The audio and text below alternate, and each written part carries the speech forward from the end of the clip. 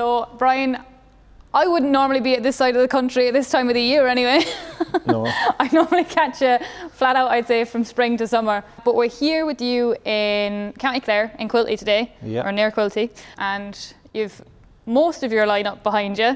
Some of them anyway. Some of them are being serviced this time of the year. This is more of a catch up with yourself than anything, because obviously I've been with you for the last 3 years. And I suppose we started off June 2018, because I was dying to see you at the cliffs at Silage, and it just so happened that on that Monday that you happened to be at the exact same place, and I think it all kicked off from there because that video went a little bit viral. I think it did great for Tourism Kilkee.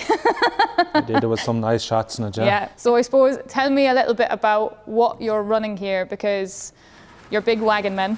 Yeah, we're wagons. We started off with wagons 16 years ago. We started with the Pottinger, and we still have Pottingers.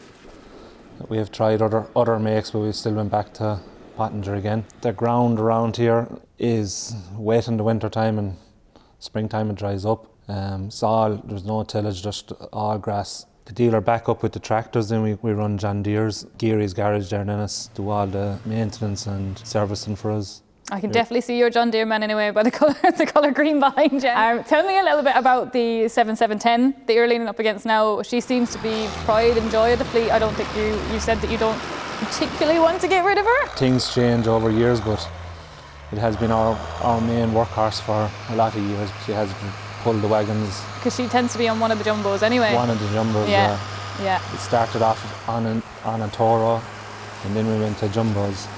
And then we changed over to all jumbos. Because it's 4 wagons you're running at the moment? 4 wagons, yeah. Because you had, is it 5 at a time? We had 5, yeah, but we went back to 4 larger jumbos. So we get the same output out of the 4 bigger machines as the Toros. And I suppose the one person I feel worst for really is the man on the pit. Yeah, he does be under pressure sometimes, but... Because I think the first year I came up to you, you were running the 434 and you've gone up now to the 435S. Yeah, we've upgraded our machine. We went for a bigger machine, a bigger silage fork. Like I remember, was it this year, the spot we were out down by the Shannon Estuary? Yeah. That pit was big enough anyway. You were all coming in fairly fast because it wasn't exactly the longest draw.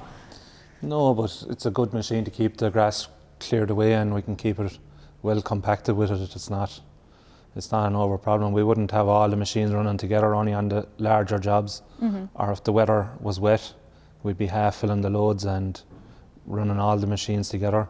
But it's not just the wagons that you're running, you're actually doing a good bit of bale silage as well. Yeah, we do a good bit of bale silage. We have a 5500 McHale baler and a Fusion 3 Plus that does the barrel wrap on the belly of the bale. Some farmers like it. The Fusion does 90% of our baling, the 5500 does.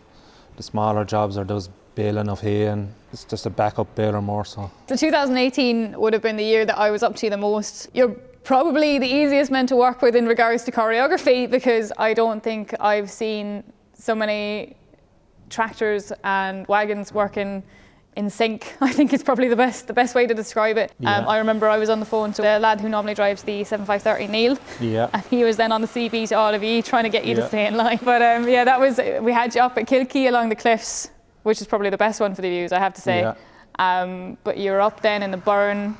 That was a... Up in Ballyvaughan, yeah. Yeah, up in Ballyvaughan. That was a mad day too, sure. That was certainly not a long draw. Your man on the pit was definitely under pressure that day. And then a good bit along the Shannon Estuary. Shannon Estuary, exactly, yeah. And we've caught a good bit of the balers working together as well. as well. Working in different areas, yeah. Oh, it's been great kind of getting to know you over the years and kind of seeing the way that the gear has even progressed in the last 2 years. Yeah. But it's always great to see the 7710 staying constant anyway. It's been great being able to work with you for the last few years, and it's such a nice fleet to work with as well. You're all so uniform and everything like that, and I'm sure Dermot would be very happy today to see that you're wearing the Pottinger top. We'll have to get him to send you out some more.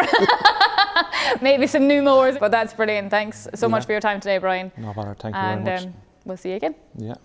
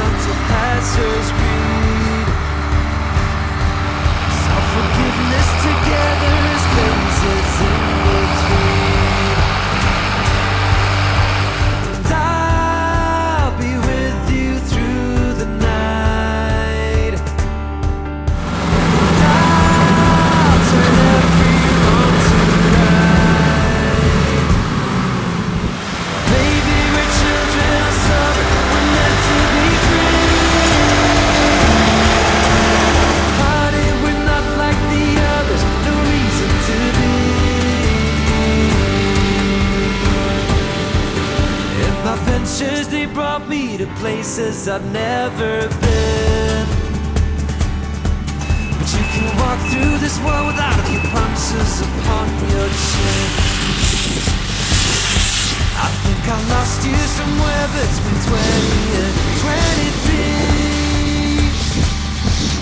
But I still hold you dear despite the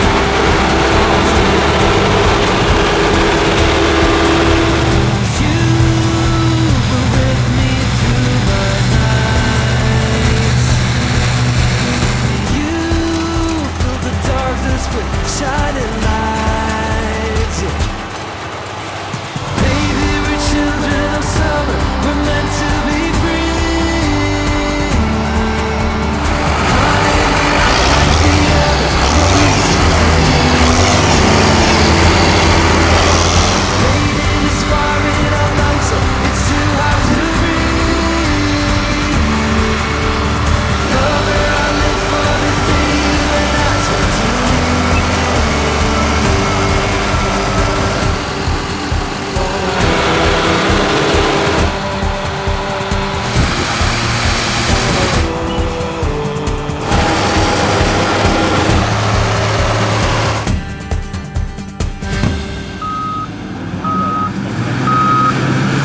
Contracting isn't all that these guys do, and while I was down in Quilty, I managed to catch up with Brian's brother Declan to find out what else goes on behind the scenes. Declan, I've managed to catch you in between jobs here today because I know you're in a bit of a rush, but I suppose the lady behind you is quite new. You've got a new Scania, you bought that there, was it this year? We bought it in there in the summer, kind of in between the silage with the way the year went this year with COVID and all, so we took on a big step. Yeah. And the V8, the mighty V8. But I suppose, tell me a little bit about what she has on behind her. You actually do a good bit of buying and selling New Hollands and Fords. Tell me a little bit about how you got into that. And in the recent years there, we do a milking machine and dairy business, doing automatic scrapers and milking systems. And there, when you'll be doing the jobs there, working with the farmers, they'd come out and they'd open up to you and they'd be talking and they'd be asking to know where would they get tractors, and they'd be speaking about England and all that. And we're kind of here in the west of Ireland, rural community, and a lot of them mightn't want to face England and that, so we started bringing away 1 and 2 at a time, and it all grew from there. It's a big business to kind of keep alongside the contracting, because I know obviously you'd kind of be more over the New Hollands and Brian would be over the John Deeres and the Pottinger wagons, but you quite often you'd be on the wagons yourself alongside that, like. Yeah, on the wagons. There'd be always a bit of banter, and odd day we'd take out a New Holland for a run. Oh, yeah, I saw actually he'd one of the New Hollands on a rake there this year when he was out baling. I was like, yes. That's a bit of a different colour in between the mix of green and red. Different colour, but here in the west there was always a lot of New Hollands, and that's the way people are going. And what would be kind of the more popular tractor that you'd be bringing in? Just mainly kind of 70, 100 horsepower, and maybe an odd 150 horsepower, but mainly the 100 horsepower with a loader. But you have got something a little bit tidy on behind, not that they wouldn't be tidy anyway, but yes. Something that definitely stands out. You've got the 8340 on behind you today. Yes, this one's it's going to be, I'd say it's going to be the new Silver Jubilee. It's a classic in the making. A flagship model of the 40 series.